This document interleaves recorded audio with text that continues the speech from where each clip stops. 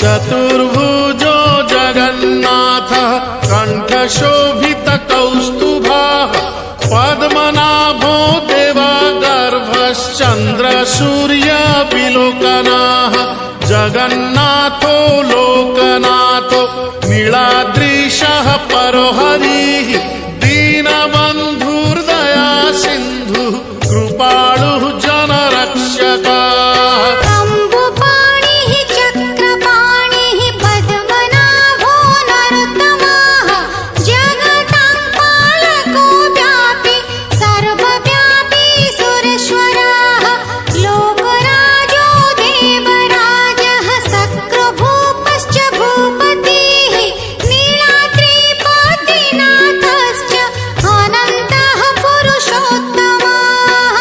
क्षोभ्यायः कल्पतरुः विमला प्रीतिवर्धनः बलभद्रो वासुदेवो माधवो मधुसूदनः दैत्यरिः पुण्डरीकाक्षो वनमाली बलप्रियः ब्रह्मा विष्णु वृष्णिवंशो मुरारिः कृष्णकेशवः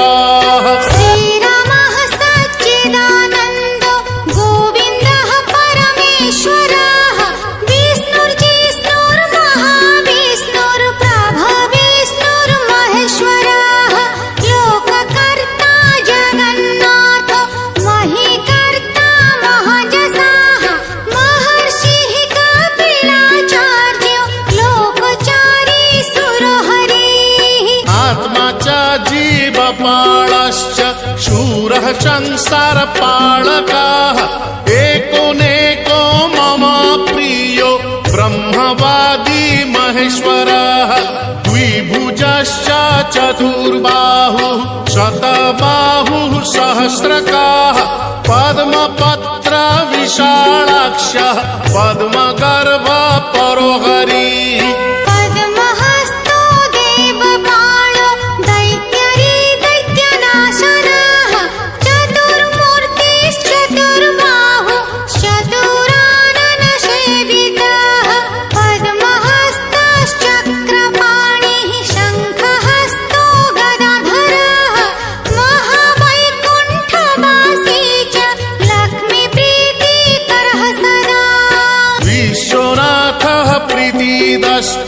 सर्वदेवा प्रियंकरः विश्वव्यापी दारुरूपश्चन्द्र सूर्य विलोचनः गुप्तगन्धोपलब्धिश्च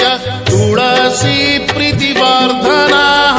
जगदीशः श्रीनिवासः श्रीपतिः श्रीगदाग्रजः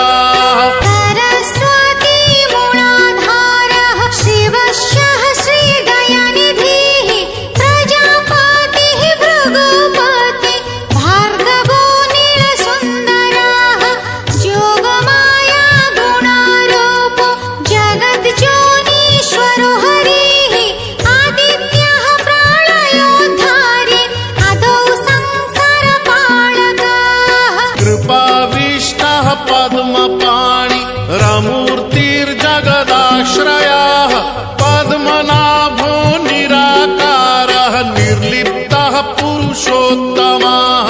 कृपाकारः जगद्व्यापी श्रीकरः शङ्खशोभितः समुद्रकोटिगम्भीरो देवता प्रीतिदः सदा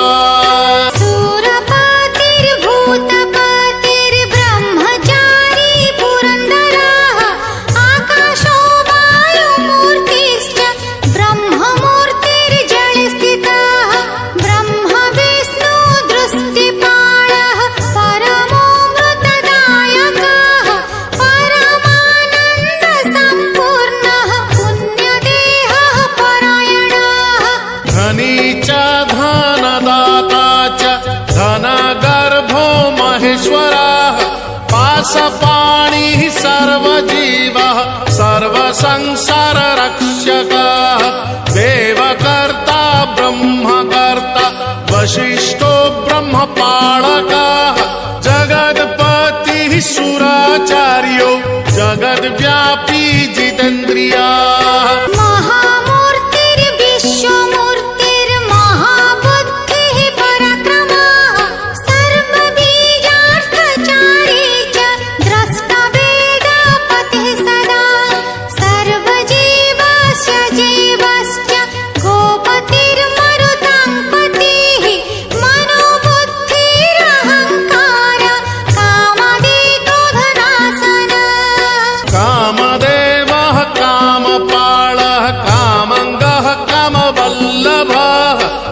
शत्रुनाशी कृपा सिन्धुर्कृपाळुः परमेश्वरः देवत्राता देवमाता भ्राता बन्धुः पिता सखा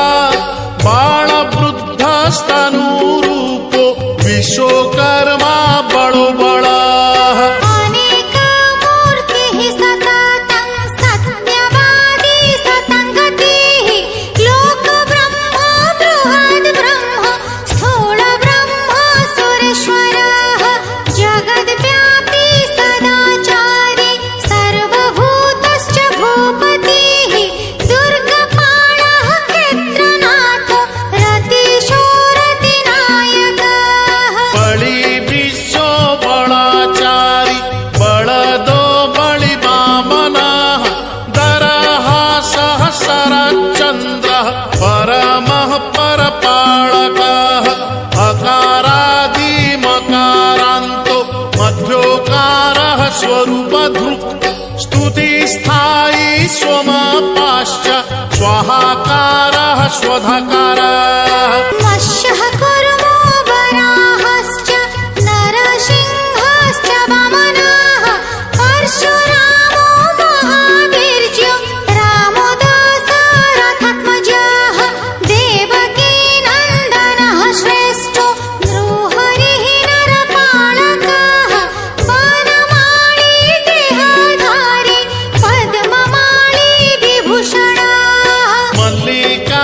मल्लिकामाळधारी च जातिजूति प्रियः सदा बृहत्पीता महापीता ब्राह्मणो ब्राह्मणप्रियः कल्पराजः खगपतिर्देवेशो देववल्लभः परमात्मा बलो राज्ञं माङ्गल्यं सर्वमङ्गलः सर्वबलो देहधारी राज्ञं च बलदायकः नानापक्षी पतङ्गानां पावनो परिपालकः वृन्दावन विहारी च नित्यस्थलविहारकः क्षेत्रपालो मानवश्च भुवनो भवपालकः तत्त्वं रजस्तमो बुद्धिरहङ्कार परोपिता आकाशङ्गः रविः सोमो धरित्री धरणीधरः निश्चिन्तो योगनिद्रश्च कृपाळुः देहधारकः सहस्रशीर्षा श्रीविश्व